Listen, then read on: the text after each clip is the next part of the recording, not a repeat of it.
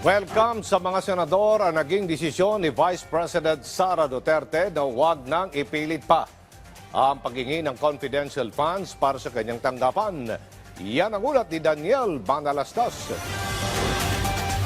Sa plenary deliberation sa panukalang 2024 national budget ng Office of the Vice President, kinumpirma ng budget sponsor ng OVP na si Senator Sani Angara na hindi nahihingi ang opisina ng pangalawang pangulo ng confidential funds na 500 million pesos. Ipiniliwanag kanina ng tagapagsalita ni Vice President Sara Duterte ang ilan sa dahilan kung bakit hindi nahihirit pa ng pondo ang OVP. We're in receipt of a statement from the Vice President we discussed earlier. And according to her, the OVP can only propose a budget to support the safe implementation of its PAPs or programs, activities and programs to alleviate poverty and promote the general welfare of each and every Filipino family. Bakit? Dahil po, nakikita natin na talagang may tendency magkawatak-watak o magiging divisive itong issue na ito.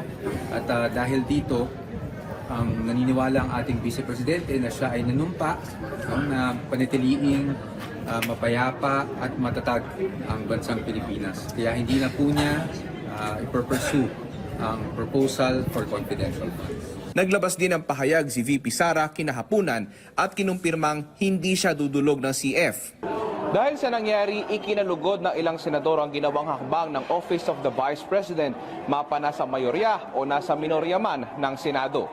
Matatandaang sa mababang kapulungan, inalis na rin ang CIF ng OVP at iba pang ahensya at inilipat sa ilang ahensya ng gobyerno na may kaugnayan sa West Philippine Sea. Given this latest manifestation by the Vice President, I commend her, Mr. President, for now categorically stating to this House that it's not a deferral to our wisdom.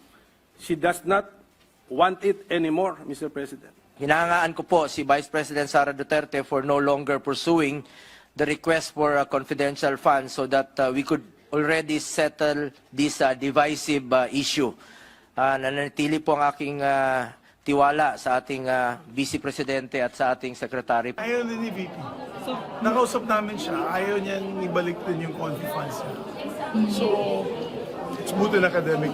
Tapos na ang debate sa plenaryo ng Senado para sa budget ng OVP at tinapos na rin ngayong araw ang budget deliberations para sa panukalang 2024 national budget ng Office of the President. Pinuri naman ni Senate President Juan Miguel Zubiri ang report ng Confidential Intelligence Funds ng OP. Ayon kay SP Zubiri, ang CIF ng OP ay isa sa pinakadetalyado at komprehensibong report na kanyang nakita kumpara sa ibang CIF report ng ibang ahensya. We really appreciate that. Yan ang magandang reporting. Na nakita ko saan talaga ginamit yung pera at saan ginastos, saan pumunta at may kanrabasan. In other words, may kaso na na-file, may mga apprehensions. So we appreciate that. The others just five pages, 2 pages. Kaya pati kami naguguluhan dun sa mga CIF ng ibang agencies. Pero sa inyo po, I salute you guys. Your reports were very comprehensive. Sa ngayon, inaasahan pa ang ilang amyenda ng Senado, oras na sumalang ang budget sa period of amendments. Daniel Manalastas para sa Bayan.